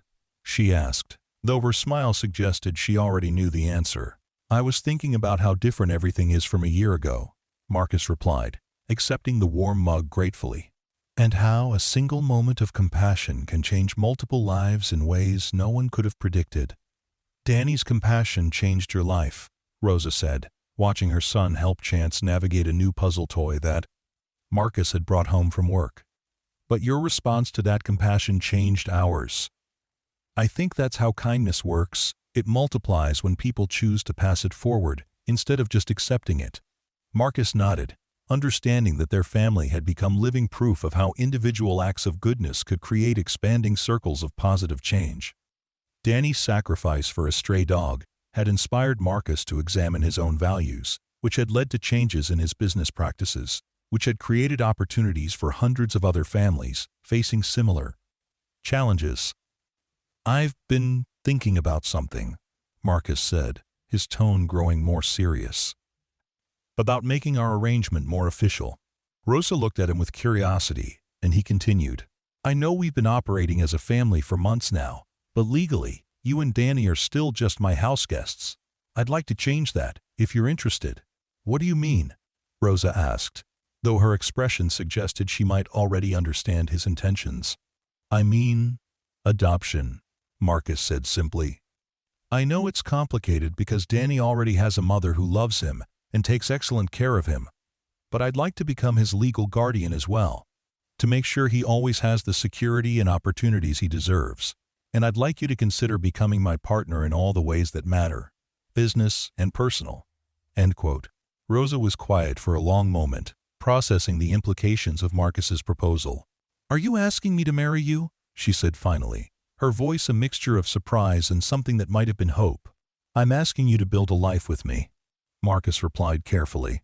"Marriage, adoption, business partnership, family, whatever combination of legal and emotional commitments feels right to you. I know our relationship started in unusual circumstances, but what we've created together feels more real and meaningful than anything I've experienced before." "Mom?" Danny's voice interrupted their conversation as he approached with Chance at his side. "Is everything okay? You both look really serious." Rosa looked at her son, then at Marcus, then back at Danny. "Mr. Chen has asked us to become his family permanently," she said. "What do you think about that idea?" Danny's face broke into the kind of smile that had become increasingly common as his life stabilized and his confidence grew. "I think that would be amazing," he said without hesitation. "I mean, we're already family in all the ways that matter, right? This would just make it official." "It would mean that Marcus would legally be your father," Rosa explained, wanting to make sure Danny understood the full implications. "He'd have the same rights and responsibilities as any parent, and you'd have the same legal protections as any child." "Good," Danny said firmly. "He's been more of a father to me in the past year than I've ever had before. And you've been happier since we started living here, Mom. I can see it in the way you smile and the way you talk about work and the future." Rosa felt tears welling up in her eyes as she looked at her son's earnest face. Danny had always been mature for his age, but his experiences with homelessness and uncertainty had given him insights into adult relationships that most children his age wouldn't possess. If he could see that her feelings for Marcus were genuine and that their family dynamic was healthy, then perhaps she could trust her own emotions. "Yes," Rosa said, turning back to Marcus with decision in her voice. "Yes to all of it. Marriage, adoption, partnership, family. Yes to building something permanent together." Marcus felt a surge of joy that was deeper and more complete than any professional success he'd ever achieved. "Are you sure?" he asked, wanting to give her every opportunity to reconsider such a significant commitment. "I've never been more sure of anything," Rosa replied. "This past year has shown me what it means to be truly partnered with someone, To have someone who values my opinions and supports my goals while sharing their own dreams and challenges. I love you, Marcus. Not for what you can provide, but for who you are when you're just being yourself." Danny whooped with excitement and threw his arms around both adults, while Chance barked and wagged his tail as if he understood that this was a moment of celebration. The four of them stood together at the window, looking out over the snowy city where their lives had first intersected. The wedding took place 3 months later in a small ceremony attended by Marcus's employees, Danny's classmates, and representatives from the various social programs that Next Gen Solutions had developed. The couple had decided to keep the celebration simple and meaningful, focusing on the commitment they were making rather than elaborate displays of wealth. Danny served as best man, delivering a speech that brought tears to the eyes of everyone present. He spoke about the night in the alley when he'd given his coat to a stray dog, never imagining that this act of kindness would lead to finding a new father and watching his mother fall in love with someone who truly deserved her. "Sometimes people ask me if I regret giving away my coat that night," Danny said, his young voice carrying surprising authority. "They think I was foolish to risk my own safety for an animal I didn't know. But I've learned that the best things in life come from taking care of others, even when it costs us something important. That dog needed help more than I needed to stay warm, and helping him led to our whole family finding each other." End quote. The adoption proceedings were completed simultaneously with the wedding, making Marcus legally Danny's father and creating the family bonds that had already existed emotionally for months. Judge Patricia Williams, who presided over the adoption, commented that she'd rarely seen a family that seemed more naturally suited to each other despite their unconventional beginning. Chance, now officially registered as a therapy dog due to his gentle temperament and intuitive understanding of human emotions, participated in both ceremonies wearing a small bow tie that Danny had selected for him. The dog had become an integral part of their family story, and his presence served as a reminder of the compassion that had brought them all together. As the newly official family settled into married life, they continued to expand their impact on the community around them. Rosa had been promoted to Director of Social Impact Programming at Next Gen Solutions, overseeing initiatives that had grown to serve thousands of individuals and families across the Pacific Northwest. Danny, now 13 and thriving academically, had become a youth advocate for homeless children and frequently spoke at events designed to raise awareness about family poverty. His environmental monitoring project had evolved into a small business that provided affordable air quality testing for low-income housing, with profits donated to organizations working on housing reform. Marcus found that fatherhood suited him in ways he'd never anticipated. Teaching Danny about business principles, helping with homework, attending school events, and simply being present for the daily moments of a child's life had given him a sense of purpose that transcended any professional achievement. The technology training program for homeless families had become a model for similar initiatives in other cities, with Marcus frequently consulting on program development and sharing their approach at conferences and industry events. The success of these programs had attracted attention from government agencies and nonprofit organizations interested in scaling their methods nationally. One evening, as they sat around the dinner table, discussing their respective days, Danny mentioned that his school counselor had suggested he consider applying for early admission to college programs for gifted students. The idea of his 13-year-old son potentially starting college within a few years was both exciting and daunting for Marcus. "What do you think about that?" Marcus asked, wanting to ensure that any decisions about Danny's education prioritized the boy's emotional and social development alongside his academic advancement. "I think it could be really cool," Danny replied thoughtfully. "But I also don't want to miss out on being a regular teenager. Maybe I could take some college classes while still staying in high school for the social stuff?" Rosa smiled at her son's balanced approach to the opportunity. "That sounds like a good compromise," she said. "You're smart enough to handle college-level work, but you're still a kid who should get to enjoy being a kid. Besides," Marcus added, "there's no rush. You have your whole life ahead of you to pursue your interests and build your career. The most important thing is that you're happy and feel supported in whatever you choose to do." The conversation reflected the family's approach to all major decisions. Everyone's input was valued, options were carefully considered, and choices were made based on what would best serve the long-term well-being of all. family members. As Danny entered his teenage years, he began to show increasing interest in following Marcus's path into entrepreneurship, but with his own focus on environmental and social issues. He developed several small-scale inventions related to sustainability and was already thinking about how to scale these innovations to help more people. "I want to start a company someday," Danny told Marcus one Saturday, as they worked together in the small workshop Marcus had set up in the apartment's spare room.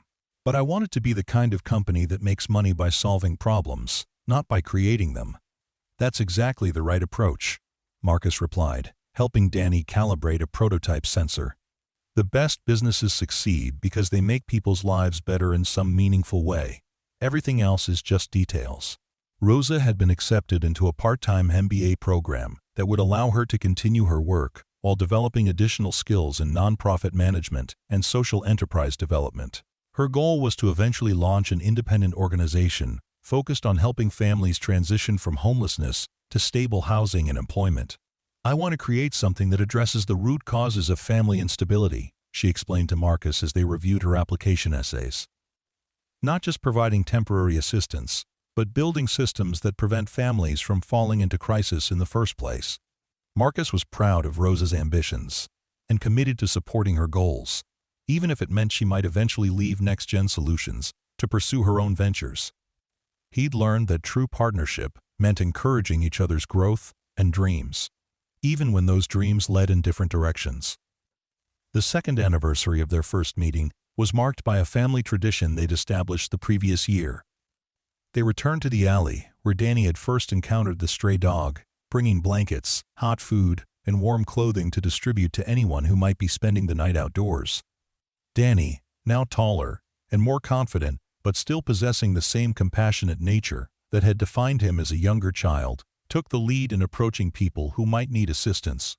His own experience with homelessness gave him credibility and empathy that adults often lacked when trying to help. "This is where it all started," Rosa said to Marcus, as they watched their son carefully offering a warm meal to an elderly man who'd been sleeping behind the dumpster. "One act of kindness in this exact spot, and look how many lives had been touched by the ripple effects." Marcus nodded, counting the changes that had emanated from that snowy night. Their own family had been formed.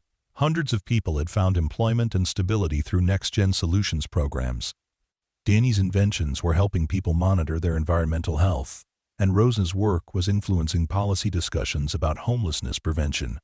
"Do you think he understands how significant that moment was?" Marcus asked, watching Danny engage the homeless man in what appeared to be a respectful and caring conversation. "I think he understands that every moment of compassion is significant," Rosa replied. "He doesn't need to know that this particular moment changed our lives, because he approaches every opportunity to help someone with the same level of commitment." As they drove home that evening, Chance sleeping contentedly in the back seat and Danny chattering excitedly about his conversations with the people they'd helped, Marcus reflected on how completely his understanding of routine success had evolved. 3 years earlier, he'd measured his achievements in terms of personal wealth accumulation and professional recognition. Now he evaluated his life based on the positive impact he was having on his family and community. The apartment that had once felt empty despite being filled with expensive objects now buzzed with the energy of people who cared deeply about each other and about making the world a little better. Danny's homework was spread across the dining room table, Rosa's MBA textbooks were stacked on the coffee table, Chance's toys were scattered across the living room floor, and Marcus couldn't imagine wanting to live any other way. "Dad," Danny said, as they rode the elevator up to their floor, and Marcus still felt a surge of joy every time the boy used that word. "I've been thinking about something. What if we started a foundation that specifically helps kids who are experiencing homelessness? Like, not just their families, but programs designed around what kids need to feel stable and supported?" "That's a brilliant idea," Marcus replied, impressed once again by his son's ability to identify problems and envision solutions. "What would that look like in practical terms?" Danny launched into a detailed explanation of his vision, describing mobile education units that could reach children wherever they were staying, mentorship programs that connected homeless youth with successful adults, and emergency assistance funds that could help families avoid eviction or utility shutoffs before they lost their housing. Rosa listened to her son's ideas with obvious pride, occasionally adding suggestions based on her own experience with family services and social programming. The conversation continued as they entered their apartment and settled into their evening routine, with all three family members contributing ideas and building on each other's suggestions. By the time they went to bed that night, they'd outlined a comprehensive plan for a new nonprofit organization that would focus specifically on supporting children experiencing housing instability. Marcus had committed to providing initial funding. Rosa had agreed to serve as executive director once she completed her MBA, and Danny had volunteered to serve on the youth advisory board. The foundation, which they eventually named Second Chances, in honor of both Chance the dog and the second chance at life that their family had given each other, launched 2 years later with programs in 5 cities. The organization's approach was innovative because it prioritized the voices and experiences of young people who had lived through homelessness, ensuring the programs were designed around actual needs rather than adult assumptions about what children required. Danny, now 15 and a sophomore in college, while still participating in high school social activities, became a national spokesperson for youth homelessness issues. His story of giving his coat to a stray dog and subsequently finding a new family resonated with audiences across the country, inspiring both policymakers and individual donors to support comprehensive solutions to family instability. Marcus had stepped back from day-to-day operations at Next Gen Solutions to focus on philanthropic work and family life, though he remained chairman of the board and continued to guide the company's strategic direction. The business continued to thrive under the leadership of executives who shared his commitment to social responsibility and ethical business practices. Rosa completed her MBA with distinction and successfully launched Second Chances as an independent organization that quickly gained recognition for its innovative approaches to youth services. Her leadership style, which emphasized collaboration and community input, created programs that were both effective and respectful of the dignity of the families they served. The family story had been documented in a book that Marcus wrote about the transformative power of compassion, with proceeds donated to organizations working on homelessness prevention. The book became a bestseller and further amplified their message about the importance of treating every person with kindness and respect, regardless of their circumstances. 5 years after that snowy night when their lives first intersected, Marcus, Rosa, Danny, and Chance had created something far more valuable than any individual success any of them could have achieved alone. They'd built a family based on love and mutual support, developed a business philosophy centered on social impact, and established organizations that were making meaningful differences in thousands of lives. But perhaps most importantly, they'd proven that a single moment of compassion, no matter how small it might seem at the time, can create ripple effects that extend far beyond anything the original actor could have imagined. Danny's decision to give his coat to a freezing dog had ultimately led to the creation of programs that were helping children and families across the country build more stable and hopeful lives.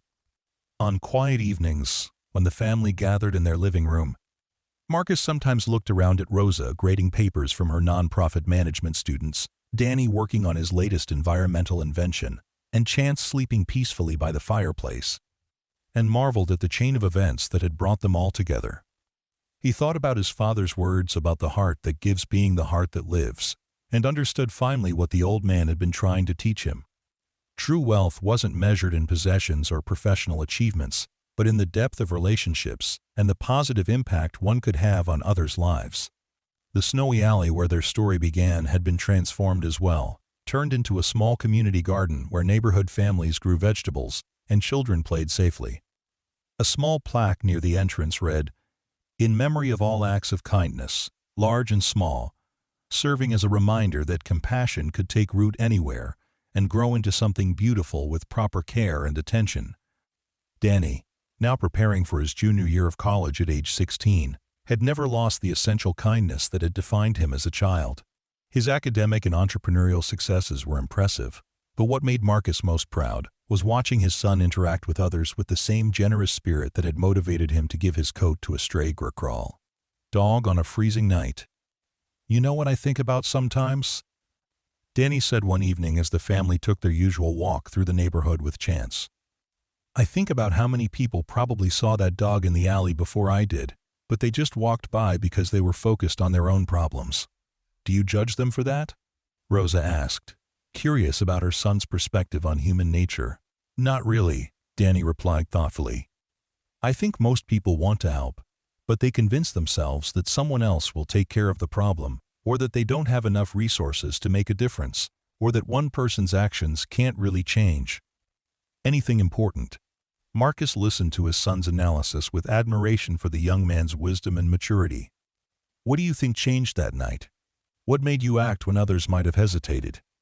Danny considered the question as they paused at a crosswalk, Chance sitting patiently beside them. I think it was because I knew exactly how that dog felt, he said finally. I'd been cold and scared and alone, so I couldn't pretend I didn't understand what he was going through. When you really understand someone else's pain, you can't just walk away from it. The insight reflected the empathy that had always driven Danny's actions, but also suggested a broader principle about how compassion worked in the world. People were most likely to help others when they could recognize their own experiences in someone else's suffering, when they could bridge the gap between us and them and recognize shared humanity. This understanding had become central to Second Chance's approach to addressing youth homelessness. Rather than treating homeless children as a separate category of people requiring specialized intervention, the organization worked to help communities recognize that housing instability could affect any family and that supporting vulnerable children ultimately strengthens society as a whole. I want to tell you both something, Marcus said, as they resumed walking toward home. These past 5 years have been the most meaningful of my entire life, not because of any professional success or recognition, but because I've learned what it means to be part of something larger than myself. What do you be? Mean? May? Rosa asked, though her expression suggested she understood his sentiment. I mean that before I met you and Danny, I was successful but I wasn't really living, Marcus explained. I was accumulating achievements and possessions, but I wasn't building anything that would last beyond my own lifetime. Now I feel like everything we do together has the potential to make the world a little better for Delaney. Future generations. They'd reached their building, but none of them seemed eager to end their conversation and go inside. The evening was warm and clear, and the neighborhood around them bustled with the comfortable activity of families and friends enjoying each other's company. Can I tell you something that might sound weird? Danny said, looking up at the windows of their apartment. Sometimes I'm grateful for that period when Mom and I were homeless. Not because it was fun, or because I'd want to go through it again, but because it taught me things I wouldn't have learned otherwise. What kinds of things? Why? Marcus asked, genuinely curious about his son's perspective on what had been an undeniably difficult period. It taught me that material things aren't what make you happy or safe, Danny replied. Having a home is important, but what really matters is having people who care about you and knowing that you can survive difficult circumstances. It also taught me that most people who are struggling aren't struggling because they're lazy or stupid. They're struggling because they've had bad luck, or they don't have the same opportunities as other people. End quote. Rosa reached over and squeezed her son's hand, proud of his ability to find meaning and growth, even in experiences that had been frightening and uncertain at the time. Plus, Danny continued with a grin, if we'd never been homeless, I never would have been in that alley, and I never would have met Chance, and you never would have seen me help him, and our family never would have happened. Marcus laughed, appreciating his son's ability to trace the positive outcomes that had emerged from what had initially seemed like purely negative circumstances. So you're saying that sometimes the worst things that happen to us can lead to the best things? I'm saying that sometimes bad situations create opportunities for good things to happen, Danny clarified. But only if people choose to respond with kindness instead of bitterness, and only if they're willing to help each other instead of just looking out for themselves. As they finally headed inside, Marcus reflected on how his son's wisdom had guided their family's approach to both personal relationships and professional endeavors. The principle of responding to difficulty with increased compassion rather than defensive self-protection had shaped everything from Next-Gen Solutions' employee policies to Second Chance's program design. Their apartment welcomed them with the warmth and comfort that had replaced the sterile perfection it had once maintained. Family photos covered the surfaces that had once held expensive art pieces, Danny's science projects occupied space that had been reserved for decorative objects, and Chance's presence was evident in dog toys and blankets scattered throughout the rooms. The transformation of their living space reflected the broader changes in Marcus's understanding of what made a life worth living. Perfection and control had given way to love and connection. Individual achievement had been supplemented by shared purpose, and material accumulation had been balanced with generous giving. That night, as Marcus and Rosa sat on their balcony looking over the city lights, while Danny finished his homework inside, they talked about their plans for the future and their hopes for continuing to expand their positive impact on the world around them. "Do you ever wonder what would have happened if you'd driven a different route home that night?" Rosa asked, settling into the comfortable chair beside Marcus's. "I try not to think about alternate histories," Marcus replied. "It seems like a waste of time to imagine different outcomes when the actual outcome has been so much better than anything I could have planned." He paused, considering the question more seriously. "But I do sometimes wonder if the universe was trying to teach me something, and that night was just the moment when I was finally ready to learn." "What do you think the lesson was?" Rosa asked. Marcus thought about the question as he watched the city spread out below them, thousands of lights representing thousands of families living their own complex stories of struggle and triumph, connection and isolation, kindness and indifference. "I think the lesson was that true success comes from using whatever advantages you have to help others achieve their potential," he said finally. "For years, I'd been focused on accumulating resources for their own sake, as if having more money or more recognition could somehow make me invulnerable to life's uncertainties. But watching Danny give away his only gaffe, protection against the cold to help a suffering animal, showed me that real security comes from being the kind of person who deserves help when you need it, and from building relationships with people who will stand by you through difficult times." End quote. Rosa nodded, understanding how the events of that night had challenged Marcus's assumptions about security, success, and what it meant to live a meaningful life. "Danny's compassion saved that dog," she said. "But it also saved you from a life of isolation, and me from despair about our future. One act of kindness created multiple rescues." As they prepared for bed, Marcus felt the deep satisfaction that came from ending another day as part of a family that genuinely cared for each other and actively worked to make their community stronger. The loneliness and purposelessness that had characterized his life before meeting Rosa and Danny seemed like distant memories from someone else's existence. The next morning brought news that Second Chances had been selected to receive a major federal grant that would allow the organization to expand its services to an additional 10 cities. Rosa's leadership and the program's proven effectiveness had attracted national attention from policymakers interested in scaling innovative approaches to youth homelessness. "This is incredible," Rosa said as she reviewed the grant notification over breakfast. "We'll be able to help thousands more children and families, and the federal recognition will make it easier to raise additional funding from private donors." Danny looked up from his cereal with obvious pride in his mother's achievement. "You're going to be famous," he said with a grin. "My mom, the national expert on helping homeless kids." "We're all going to be busier," Rosa replied with a laugh. "This expansion will require a lot of travel and probably mean some late nights for the next few years." "We'll manage," Marcus said confidently. "That's what families do. We support each other through busy periods and challenging projects." He'd learned that true partnership meant adapting to each other's professional demands and finding ways to maintain family connection, even during stressful times. The federal grant represented validation of the approaches that Second Chances had developed, but it also brought increased scrutiny and pressure to maintain high standards while rapidly scaling operations. Rosa threw herself into the expansion planning with characteristic thoroughness and determination, while Marcus provided strategic advice and Danny contributed insights from his ongoing involvement with the Youth Advisory Board. 6 months later, Second Chances was operating in 15 cities and serving over 2,000 children and families annually.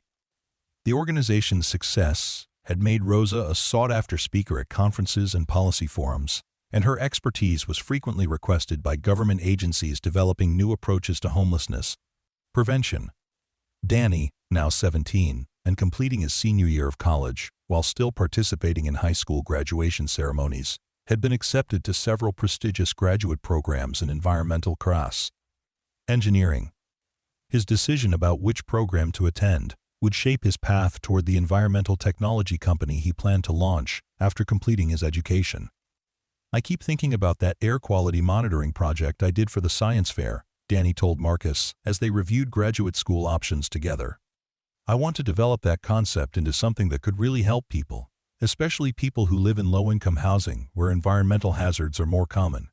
"That's a worthy goal," Marcus replied, proud of his son's continued commitment to using his talents to address social problems. "Have you thought about how you'd structure a company around that mission?"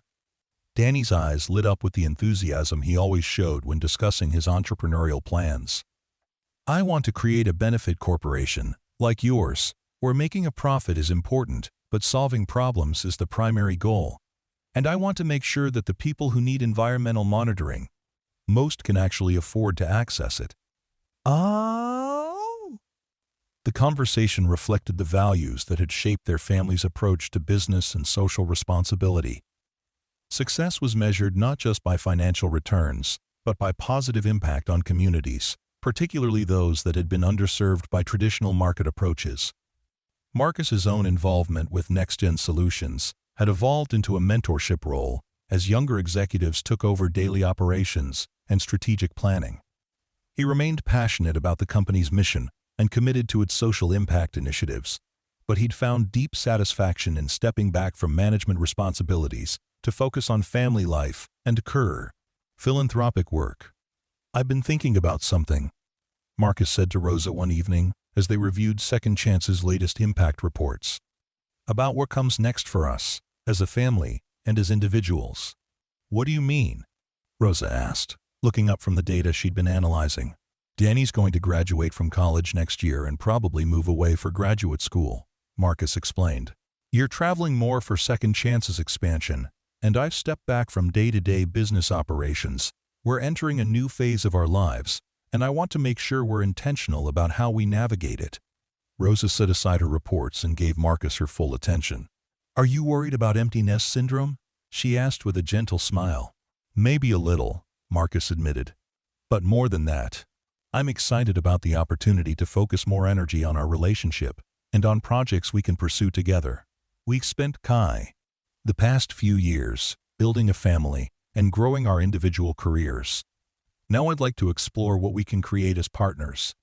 They spent the rest of the evening discussing possibilities for their future. From traveling together to research global approaches, to homelessness prevention, to writing a book about family resilience, to developing new programs that addressed root causes of economic instability.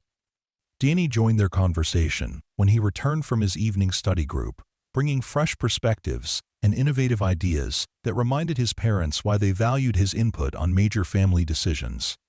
"Whatever you decide to do," Danny said, after hearing their various ideas, "I hope you'll still make time for our annual tradition of helping people in the alley where everything started.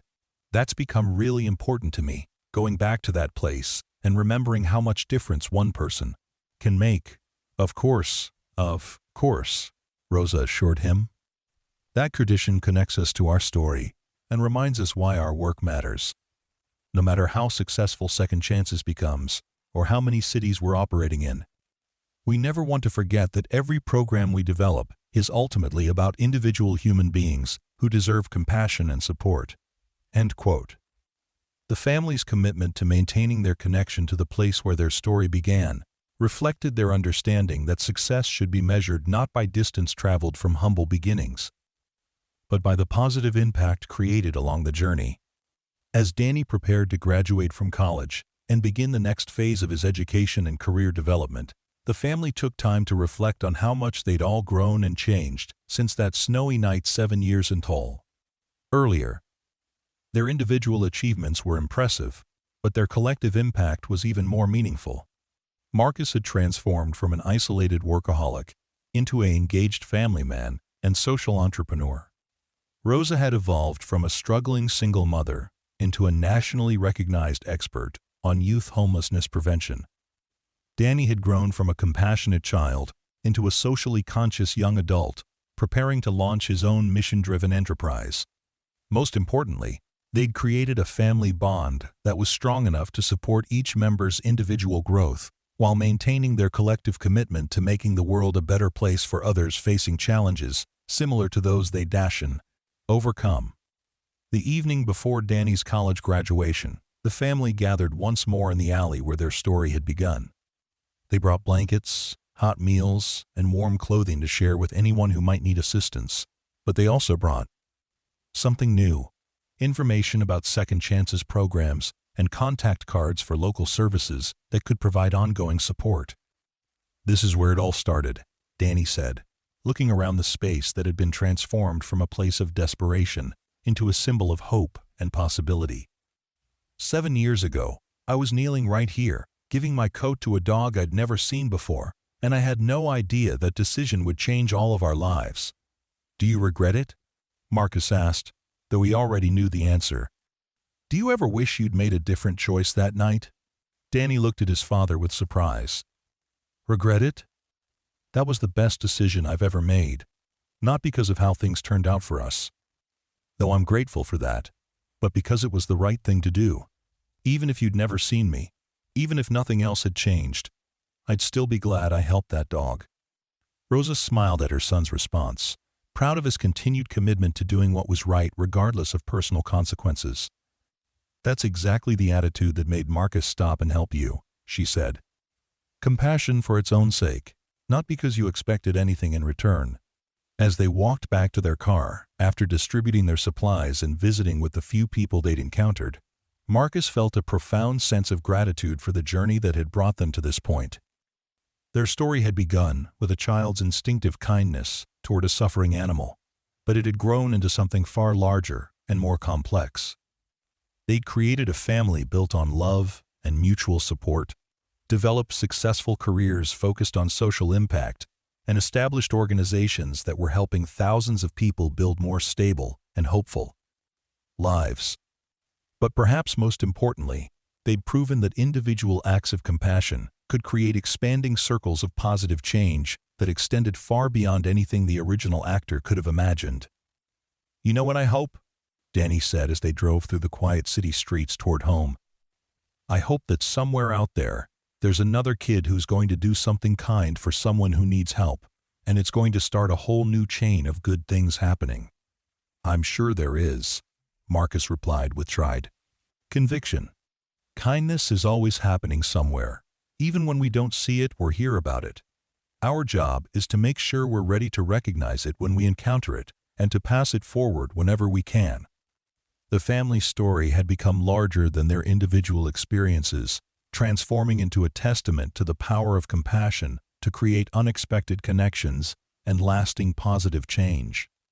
But at its heart, it remained the simple story of a boy who gave his coat to a stray dog on a cold night, and the remarkable chain of events that followed from that single act of selfless kindness.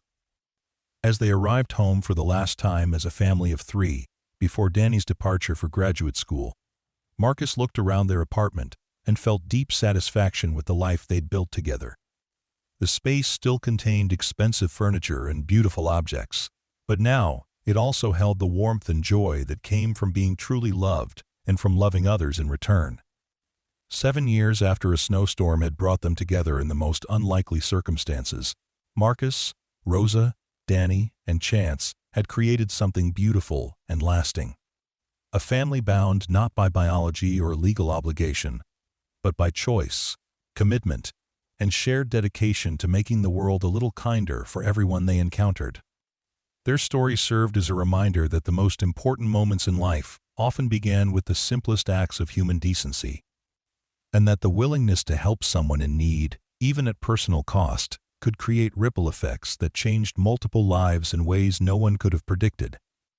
In a world that often seemed dominated by division and selfishness, their family stood as living proof that compassion remained a powerful force for transformation and hope.